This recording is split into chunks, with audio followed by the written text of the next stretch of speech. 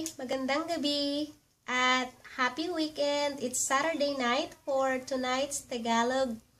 For tonight's Learn Tagalog, I have about 5 video clips of insects and pests or mga insekto at peste.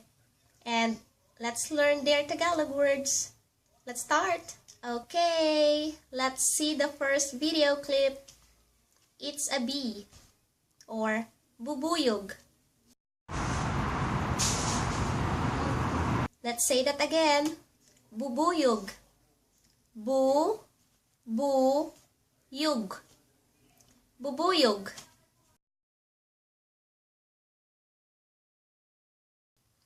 And here's the next one. A fly.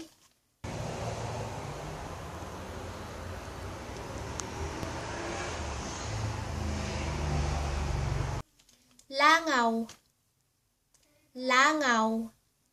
Say that again. Langaw.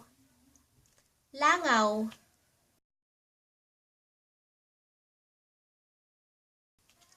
At sunod, and next, snail, kuhol. Kuhol.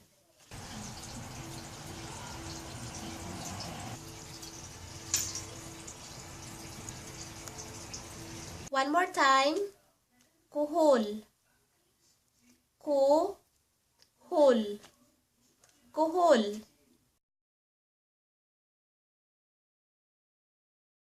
What about a rat sa Tagalog? Daga. Daga.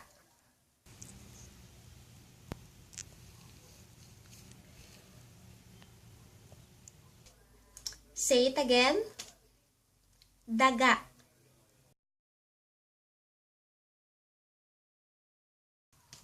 And on this next video, a butterfly or paru-paro.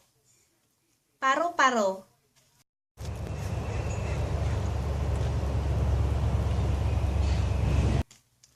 Okay, let's say that again. Butterfly is paru-paro. Paro, paro. Paru-paro.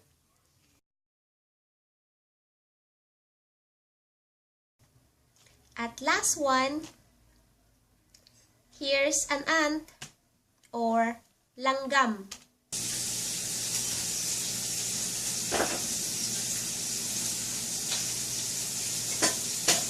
Langgam. Langgam.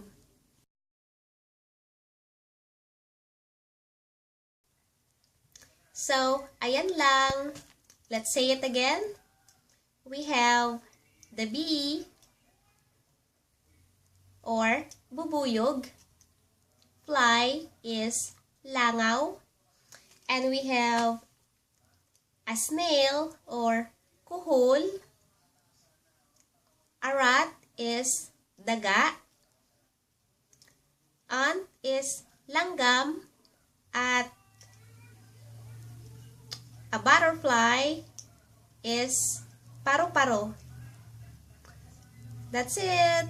Good night. And again, happy weekend.